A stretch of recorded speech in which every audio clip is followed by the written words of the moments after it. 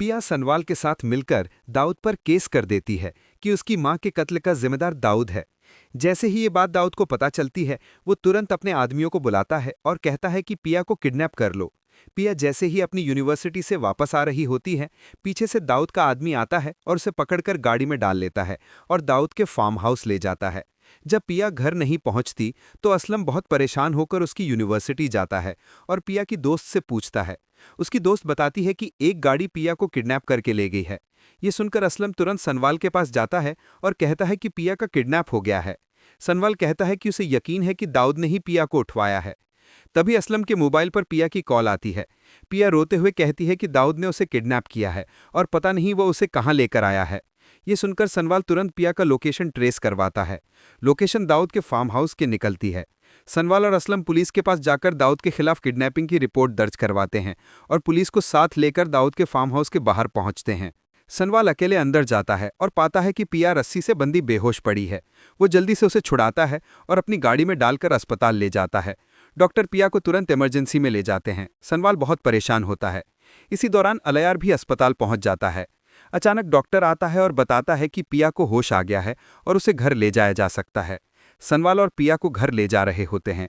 तभी रास्ते में कुछ मीडिया वाले उन्हें रोक लेते हैं और पिया से पूछते हैं कि क्या उसके साथ किडनैपिंग के दौरान ज्यादती हुई है। ये सुनकर पिया की आंखों से आंसू निकल आते हैं। सनवाल गुस्से में मीडिया वालों से झगड़ पड़ता है। ये वीडियो सोशल मीडिया पर वायरल हो जाता है। अलयार जब ये खबर सुनता है तो तुरंत पिया के घर आता है। वहां वो देखता है कि सनवाल पिया को प्रपोज कर रहा है और पिया कहती है कि वो भी सनवाल से मोहब्बत करती है। ये देखकर अलयार गुस्से और दुख से भरकर पिया से पूछता है कि क्या वो उससे प्यार नहीं करती।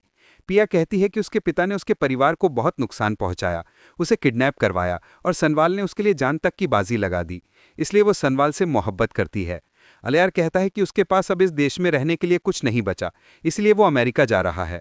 उसी समय असलम पीछे से आता है और कहता है कि अब वो दाऊद को जेल में डलवाएगा। सनवाल मीडिया वालों को बुलाता है और दाऊद के सारे गलत कामों को बेनकाब करता है कि वो गरीबों की जमीनी पर कब्जा करवाता है। अलयार भी प्रेस के सामने अपने पिता दाऊद के खिलाफ बयान देता है। सनवाल, असलम और पुलिस दाऊद के घर पहुंचते हैं और दाऊद को गिरफ्तार कर लिया जाता है। दाऊद अपनी गलती पर पछताता है। कोर्ट दाऊद को 10 साल की जेल की सजा सुनाती है। इसी बीच असलम को अचानक दिल का दौरा पड़ता है। पिया घबराकर सनवाल को बुलाती है और दोनों से अस्पताल ले जाते हैं। डॉक्टर बताते हैं कि असलम का आखिरी समय है और वो उनसे आखिरी बार मिलना चाहता है। सनवाल और पिया कमरे में जाते हैं। असलम एक हाथ से सनवाल का हाथ पकड़ता है और दूसरे हाथ से पिया का। वो कहता है, सनवाल, पिया को कभी अकेला मत छोड़ना और पिया से शादी कर लेना। ऐसा कहते ही असलम की आंखें बंद हो जाती हैं। पिया और सनवाल रोने लगते हैं। इसके बाद सनवाल पिया को कोर्ट ले जाता है। मौलवी सनवाल से पूछता है, क्या तुम्हें पिया से निकाह कबूल है? सनवाल कहता है, हाँ, मुझे निकाह कबूल है। फिर मौलवी पिया से पूछता है, क्या तुम्हें सनवाल से निकाह कबूल है? पिया कहती है, हाँ, मुझे निकाह कबूल है। इस तरह पिया और सनवाल का निकाह हो जाता है।